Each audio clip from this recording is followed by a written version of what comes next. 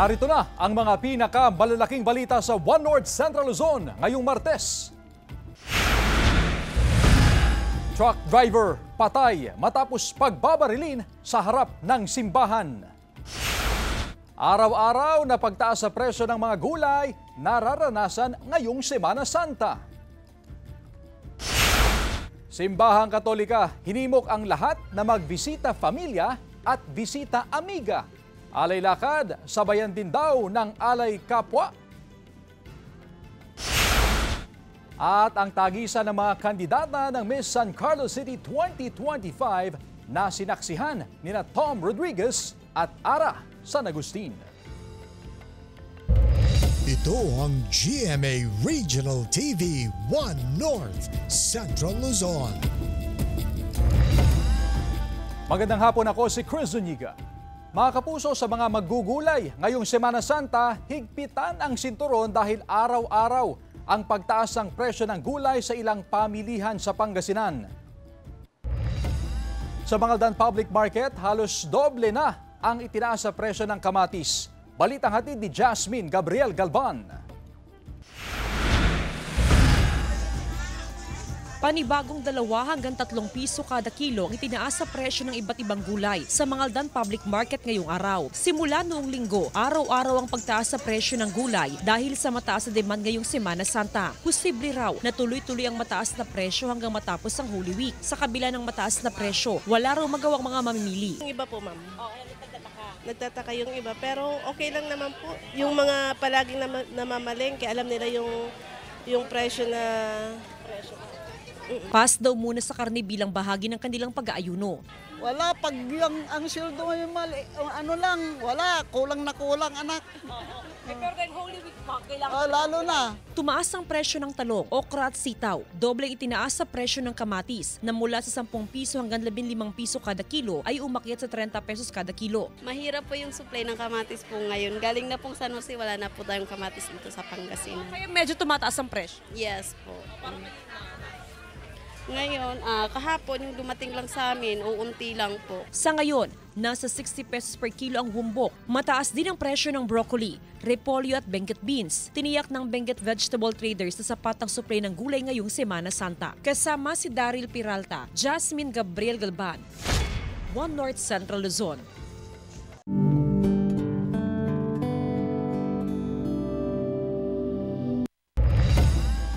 Nagsama-sama ang mga kalalakihang ito na miyembro ng isang fraternity mula sa iba't ibang lugar sa Nueva Ecija upang magpenitensya ang kanilang panata ngayong Semana Santa. Matindi man ang sikat ng araw at mainit ang kanilang nilalakarang kalsada, ay hindi ito alintana ng mga deboto. Bawat istasyon ng krus ay dumadapa ang mga nagpipinitensya sa kalsada sa Barangay La Torre, Talavera, habang nakahubad at pinapalo ng mga tumayong Hudyo. Ilan sa mga nagpenitensya, ilang taon na raw ginagawa ito tuwing Semana Santa at itutuloy pa rin daw nila ito sa mga susunod na taon.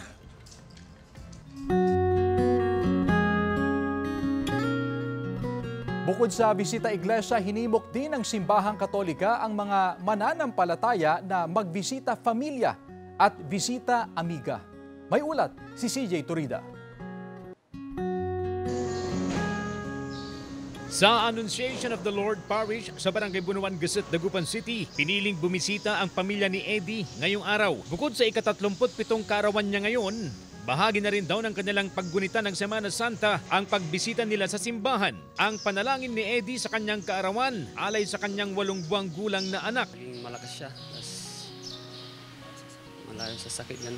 Ayon sa Simbahang Katolika, ang bisita iglesia ay pagkakataon ng bawat isa na makapasok sa banal na pinto ng simbahan upang tumanggap ng pagpapala mula sa Panginoon.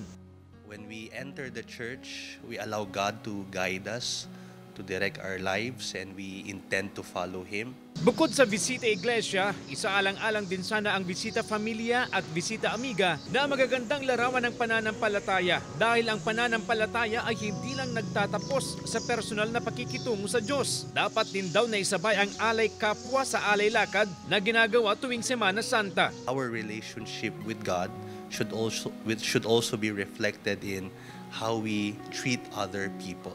Ayon pa kay Father Nico, ngayong Semana Santa, napakahalagang gunitain at sariwain ang pagiging mapagkawanggawa sa kapwa. At ang pinaka-sentro ng pasyon ni Jesus, ang kanyang sakripisyo, kanyang pagkamatay, ay ang kanyang pagbibigay ng sarili dahil sa kanyang pagmamahal sa atin. Samantala, bukod sa Annunciation of the Lord Parish sa Barangay Bunuan Gusut, handa rin sa bisita iglesia at mga isasagawang misa para sa Semana Santa ang St. Gabriel the Archangel Parish sa Barangay Bunuan Bukig. Kasama si Henry Duminsil, CJ Torida, One North, Central Luzon.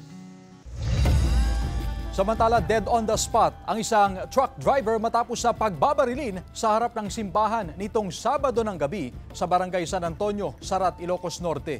Sa investigasyon, habang kausap ng biktima ang isang negosyanteng nagpipintura ng sasakyan, dalawang lalaking magkaangkas sa motorsiklo ang dumating at pinagbabaril ang biktima. Ayon sa pulisya, 2 tama ng bala sa ulo ang tumapos sa buhay ng biktimang si Erickson Agmata, 42 anyos. Agad namang tumakas sa mga sospek. 2 basyon ng caliber .45 ang na-recover sa crime scene. Ayon sa pamilya ng biktima, wala silang alam na kaaway o nakaalitan ito. Inaalam pa ng pulisya ang pagkakakilanlan ng mga sospek at motibo sa pamamaslang. Ilang bahagi ng kalsada sa Perez Boulevard sa Tapuac, Dagupan City, binuksan na sa mga motorista ngayong araw, April 15. Silipin sa report.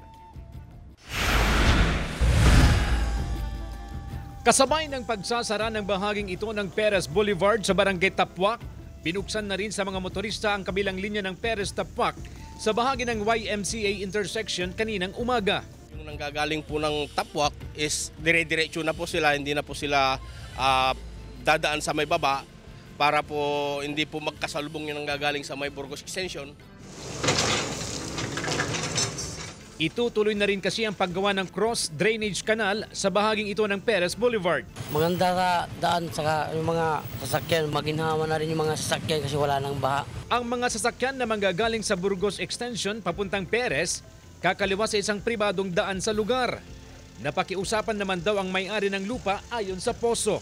Samantala, bagamat hindi raw inaasahan ang mabigat na daloy ng trapiko sa Huwebes at Biyernes Santo, full force pa rin daw ang mga traffic enforcer upang umalalay sa mga motorista at iba pang bisita.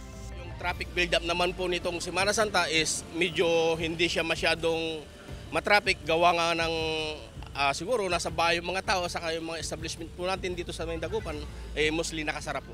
Pero asahan daw ang mabigat na daloy ng trapiko sa bahagi ng Bunuan pagdating ng Sabado at Linggo, kung saan dagsa ang mga magpupunta sa Tondaligan Beach. Magdaragdag daw ng traffic enforcer sa lugar sa mga nabanggit na araw. Kasama si Henry Duminsil, CJ Torida, One North, Central Luzon.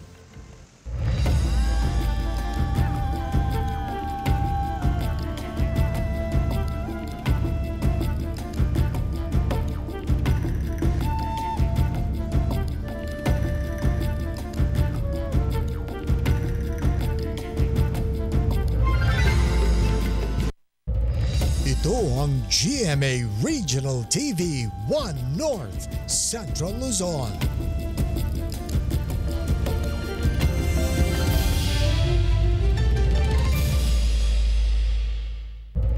Ito ang GMA Regional TV 1 North, Central Luzon.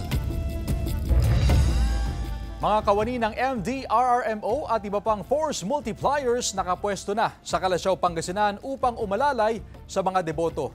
Nakatutok live si Jasmine Gabriel Galban. Jasmine?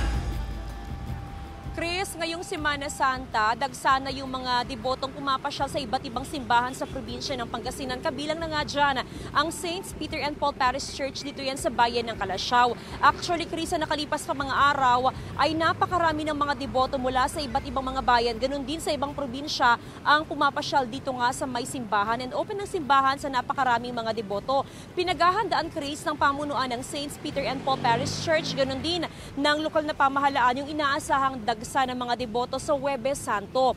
Karaniwan kasi, Chris, na after ng misa sa Huwebes Santo ay dumediretso na yung mga deboto mula dito sa St. Peter and Paul Parish Church, nag-aalay lakad papunta naman sa Our Lady of Manawag. At kabilang din sa pinaghahandaan, Chris, ng lokal na pamahalaan ay yung dagsa ng mga deboto na pumipila naman, Chris, papunta sa may Senyor Divino Tesoro Shrine. Dito pa rin yan sa Calasiao dahil sa Huwebes Santo nga, Chris, ay talagang pila-pila yung mga deboto para lamang makapasok sa may Senyor Divino Tesoro Shrine para makapag-alay ng panalangin. Kaya naman, Chris, ay meron ng mga tent na itinayo ang MDRRMO sa tapat ng simbahan at maging sa may gilid ng kalsada para mag-assist sa mga deboto at ganoon din sa mga motorista. Pagdating naman, Chris, sa daloy ng trapiko, ay talagang nakahanda rin ang Public Order and Safety Office, ganoon din ang lokal na pamahalan dahil usually, Chris, itong kalsada na ito yung dinadaanan ng mga debotong nag-aalay lakad papunta sa Our Lady of Manawag at syempre yung pila, Chris, ng mga debotong pupunta naman sa Senyor Divino Tesoro Shrine ay umaabot pa hanggang dito kaya napakarami talaga mga deboto sa part na ito. Kaya para matiyak na tuloy-tuloy lamang yung usad ng mga sasakyan at hindi rin kumbaga maging komportable rin, maging safe din yung mga deboto, ay merong mga nakabantay, nakaantabay na mga personnel mula sa poso at maging sa may lokal na pamahalaan, katuwang ang MDRRMO para matiyak na maayos ang kalagayan ng mga deboto mula bukas hanggang Huwebes at maging sa Biyernes Santo, Chris. At syempre patuloy yung paalala, panawagan ng otoridad sa mga mag-aalay lakad ng mga deboto na syempre unang-una sa lahat ay magbaon ng tubig, magsuot ng komportableng kasuotan para nang sa ganoon ay may panlaban sila, proteksyon sila, laban naman sa possible na heat exhaustion o heat cramps. Chris? Maraming salamat, Jasmine Gabriel Galban. 44 hanggang 46 degrees Celsius na damang init o heat index asahan sa Dagupan City ngayong Semana Santa ayon sa Pag-asa. Sundan sa report. Asahan daw ang maalinsangan na paggunita ng Semana Santa ayon sa Pag-asa. Sa Dagupan City, maglalaro sa 44 hanggang 46 degrees Celsius ang damang init ngayong Holy Week. Kaya ang ilang residente tulad ni Mang Roberto may diskarte upang maibsan ang init ng panahon. Minom po na maraming tubig, saka dito sa dilim, nalapas ng bahay. Dito, tama hangin dito, presko. Kikita nyo naman, ganda ng hangin. Iba rin ang diskarte ni Richelle. Naliligo po, sir. Naliligo? Yes po. Ilang beses? 3 times. Umaga? Tanghali, tas gabi po. Bagamat mainit sa Dagupan, nakararanas naman ng frontal system sa ilang bahagi ng extreme northern Luzon. Ang frontal system ay ang pagsasama ng dalawang hangin na nagdudulot ng kaulapan na kung minsay nagre-resulta ito sa pag-ulan. Pag nandyan yung ulap, matatakpan niya yung rays, yung sinag ng araw. So ibig sabihin, bababa yung heat index po natin. Tulad ng naranasan sa Burgos, Ilocos Norte ngayong araw, halos 1 oras tumagal ang ulan. Naranasan din ang pag-ulan sa Pasukin, Banggi at Pagudpud. Ipinagpasalamat ng mga residente dahil kahit papaano ay napawi ang maalinsangang panahon. Kasama si Henry Duminsil, CJ Torida, One North, Central Luzon.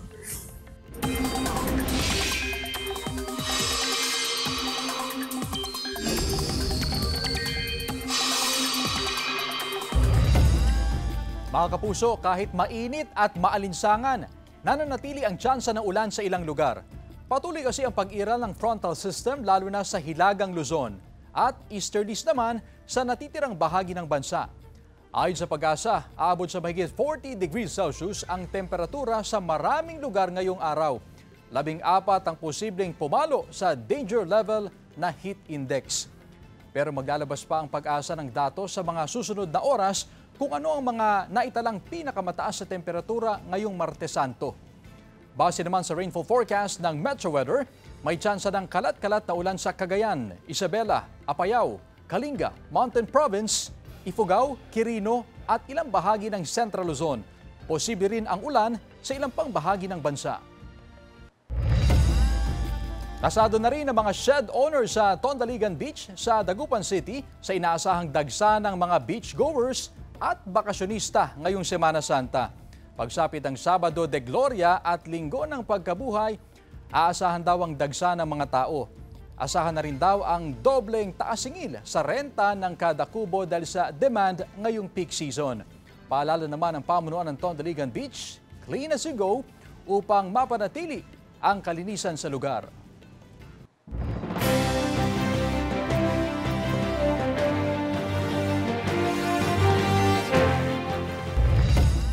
Mahigit 1,000 kandidato sa Region 1 inisyuhan ng notice ng COMELEC dahil sa campaign materials na nasa ipinagbabawal na lugar. Tutukan sa report. Mahigit 1,000 local candidates sa Region 1 ang inisyuhan ng notice ng COMELEC matapos makitaan ng paglabag sa pagkakabit ng mga campaign poster sa ipinagbabawal na mga lugar. Sa pag-iikot ng COMELEC sa iba't ibang lugar, tumambad ang mga campaign poster na nakakabit sa mga punong kahoy o poste ng kuryente. Hindi ito pinapayagan alinsunod sa resolusyon ng COMELEC. Matapos matanggap ng isang kandidato ang notice, ay bibigyan siya ng 72 hours o 3 araw para baklasin ang mga identified illegal campaign poster. Sakaling hindi tumalima, kasunod na nito ang show cause order. Giit ng COMELEC na maaari itong makaapekto sa kandidatura ng isang kandidato. Dalawang action yung pwedeng gawin ng election officer dyan sa mga illegal campaign materials. Summary removal at saka yung punitive nga, yung pagpipila ng kaso. Para sa mga botante, mahalagang maging mabuting ehemplo mga kandidato. Dapat na ipakita nila ang pagsunod sa mga tagubili ng COMELEC. Dapat sila na remind sa mga poster na dinidikit nila kasi ang dami naman dyan na hindi naman dapat dikitan, dinidikitan din. Samantala, ngayong Semana Santa, muling ipinaalala ng COMELEC sa mga kandidato na bawal ang pangangampanya sa Huwebes Santo at Biyernes Santo. Panawagan ng COMELEC sa mga kandidato na sundin at respetuhin ang paggunita ng Semana Santa. Kasama si Daryl Peralta, Jasmine Gabriel Galban, One North Central Luzon. Mahigit 40 life-size na imahen na nagpapakita ng pagpapakasakit ni Jesucristo tampok sa exhibit sa Pampanga. Silipin sa report. Sa isang mall sa City of San Fernando sa Pampanga, tila nabuhay ang mga tagpo sa Ebanghelyo. Higit sa 40 life-size na rebulto ang tampok sa Lenten exhibit mula sa Institution of the Eucharist, Ecce Homo, hanggang sa Transfiguration of Jesus na dinarayo ng mga parokyano. Different parts po ng Pampanga, may mga taga Macabebe, Apalit, Arayat, Santa Ana. Sa Pampanga lang po. Actually po, supposedly pang 15th year na po namin to. Kaya lang po natigil po kami during pandemic po ng 2 years. Kasama rin ang mga imahen ni Sleeping Saint Joseph, Santa Juana de Cuza at Saint Longino, ang sundalong Romano na tumusok sa tagiliran ni Kristo ngunit kalaunay nagbalik loob sa pananampalataya. Bukod sa visual devotion, may intentions and prayer section kung saan daan-daang panalangin ang iniiwan ng mga dumadalaw. For another client, kasi father kasi sa family, ako yung nagsusustain, so I need a new job and pray for them. Ayon sa mga organizer, ika-13 taon na ng exhibit na ito na naging tradisyon na ng Pampanga tuwing Kwaresma. Ang exhibit ay bukas sa publiko hanggang sa pagtatapos ng Holy Week. CJ Torida, One North, Central Luzon. Patok naman ang kayaking bilang summer adventure sa Barangay Victoria, Hurimao, Ilocos Norte. Mababaw lang kasi ang kulay asul na tubig na mistulang giant swimming pool. 150 pesos lang naman ang renta at 200 pesos para sa dalawa sa loob ng 1 oras. May trainer na kasama para hindi mahirapan ang mga baguhan. May mga nakabantay na Coast Guard sa lugar para masiguro ang kaligtasan.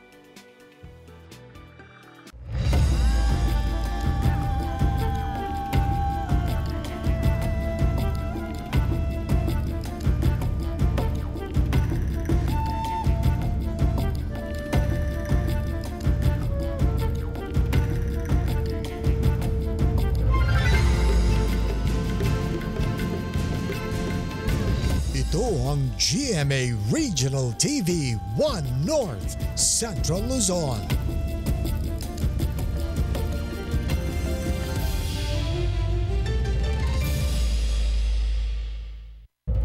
Ito ang GMA Regional TV 1 North Central Luzon. Mahigpit ang paalala ng Department of Health sa publiko, pakatutukan pa rin ang kalusugan at kaligtasan sa gitna ng pagunita o pagbabakasyon ngayong Semana Santa. Itinasa ng ahensya ang Code White Alert sa lahat ng pagamutan sa bansa na tatagal hanggang April 20, Easter Sunday. Pinaghahanda ng DOH ang lahat ng medical personnel, lalo na yung mga nasa emergency room at critical care unit para agad na tumugon sa posibleng pagdagsa ng mga posibleng biktima ng aksidente, sakuna o anumang health-related incident. Paalala rin sa mga biyahero na maging maingat sa kalsada lalo na at mainit ang panahon. Nasa 7.4 million pesos na halaga ng shabu na kumpiska sa magkakahiwalay na operasyon sa gitnang Luzon. Sundan sa report. Sunod-sunod na operasyon kontra illegal na droga ang isinagawa ng Police Regional Office 3 sa iba't ibang lugar sa rehiyon. 6 na high-profile drug personalities ang nahuli habang umaabot sa mahigit 7 milyong pisong halaga ng hinihinalang shabu ang nasabat. Sa San Jose del Monte, Bulacan, naaresto ng mga operatiba ang 2 suspect na parehong taga Lanao del Norte, ngunit naninirahan sa North Caloocan noong April 10. Tinatayang 50 grams ng shabu ang nasabat na nagkakalaga ng 340,000 pesos. Nahuli naman sina alias Jeff at Reyna sa barangay Anupul, Bamban, Tarlac na may bitbit na may 850 gramo ng shabu. Tinatayang aabot sa halos 5.9 million pesos ang halaga ng nakumpiskang droga. Hindi rin nakaligtas si alias Chris ng barangay Lagundi, Mexico, Pampanga, kung saan nakuha mula sa kanya ang 51 gramo ng shabu na tinatayang nasa 346,800 pesos ang halaga. Sa barangay Pulong, Maragul, Angeles City, naaresto rin si alias Dato na may dalang 125 gramo ng shabu na nagkakahalaga ng 850,000 pesos. Sa kabuuan, umabot sa mahigit 1,000 na gramo ng hinihinalang shabu ang nakumpiska sa operasyon na may kabuuang halagang 7.4 million pesos. Patuloy ang kampanya ng Pro3 kontra droga upang mapanatiling ligtas ang gitnang Luzon. Nananawagan din ang Pro3 sa publiko na makipagtulungan sa mga otoridad at isumbong ang anumang kahinahinalang aktibidad upang tuluyang masugpo ang illegal na droga. CJ Torida, One North, Central Luzon. Mga kapuso, umpisa na ng botohan para sa mahigit 1.2 million overseas voters na rehistrado para sa eleksyon 2025. At sa unang pagkakataon, ilan sa kanila ay pwedeng bumoto gamit ang internet. Sa New York, sa Amerika, ilang overseas voter na ang nakaboto online. Sabi na ilang nakausap ng GMA Integrated News, madali at mabilis lang ang online voting basta kumpleto ang valid ID at iba pang requirements. Sakali ring magkaaberya sa online voting, may help desk ang ating konsulado sa New York. Nakaboto na rin ang ilang overseas voters sa Hong Kong. Marami sa kanila, kinailangan pang pumunta sa konsulado dahil nahirapan sila sa pre-registration at pagpasok sa online voting and counting system o OVCS ng COMELEC. Available ang internet voting sa 77 lugar sa abroad. Kailangan lang mag-pre-enroll hanggang May 7. Sa 16 na lugar, kailangan pa ring bumisita sa konsulado o embahada para makaboto.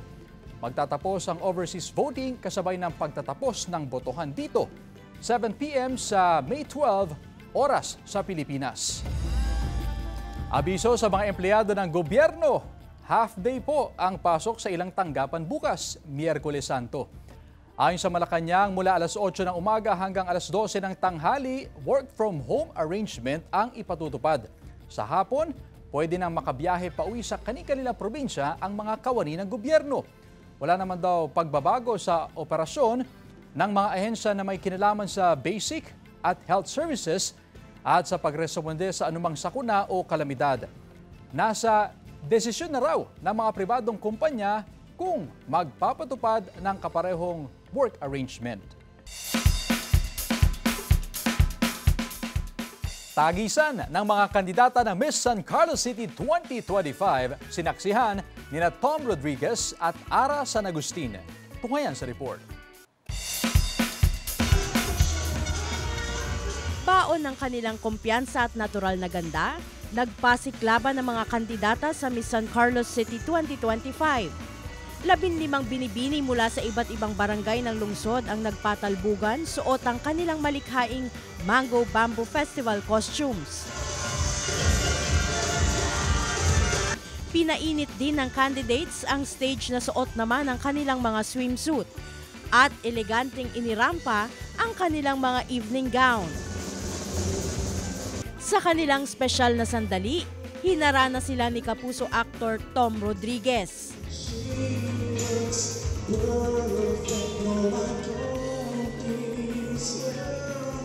Si Tom may performance rin para sa crowd.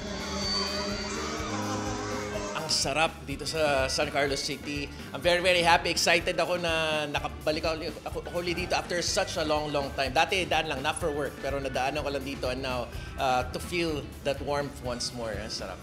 Nagtagisan din sila ng talino sa pagsagot sa question and answer portion.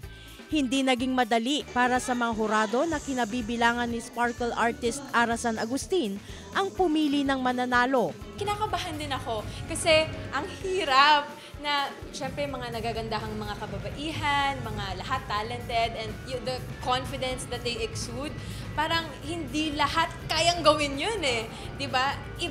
Iba yung pagsali, iba yung kapag kasali ka sa pageantry, iba yung kapag beauty queen ka, ibang klaseng confidence yan. Sa Lingayen, Pangasinan naman, dagdag kulay sa pagtitipon ng mga Filipino filmmaker si multi-talented sparkle artist E.A. Guzman sa opening program ng Pangasine Film Festival 2025 na bahagi ng Pistay Diet Celebration ngayong taon. Nakakakilig na song numbers at hindi malilimutang performances ang kanyang hatid para sa mga dumalo sa aktibidad. It's an honor for me, especially it's about a movie, dahil sa pagmamahal ko sa craft ko, sa pag-arte. Kumbaga, malaking parte ng career ko yung movie industry. So, yung paggawa ng pelikula, isa yan sa mga talagang pinakamamahal ko pagdating sa akin career. And proud ako, syempre. Blam Calicdan, Dizon, One North, Central Luzon. Samantala, mapapanood niyo po ang episode na ito at iba pang pinakahuling lokal na balita sa official website ng GMA Regional TV, www.gmaregionaltv.com. Pwede rin kayo bumisita sa aming official YouTube channel, GMA Regional TV, at i-click ang subscribe button para sa pinaka-maiinit na balita mula sa mga rehiyon. Nais din naming pasalamatan ang mga kapuso sa Hilaga at Gitnang Luzon, maging ang mga kapuso natin abroad. Dahil sa GMA Regional TV, local news matters. At yan ang mga pinakamalaki at pinakahuling balita sa Hilaga at Gitnang Luzon. Maraming salamat sa pagsama sa amin, pati na ang mga kapuso sa ibang bansa na tumutok sa mga balita sa rehiyon. Ako po si Chris Zuniga. Kami, ang GMA Regional TV, One North Central Luzon. Buong puwersa para sa mas malaking misyon at mas malawak na pagdilingkod sa bayan.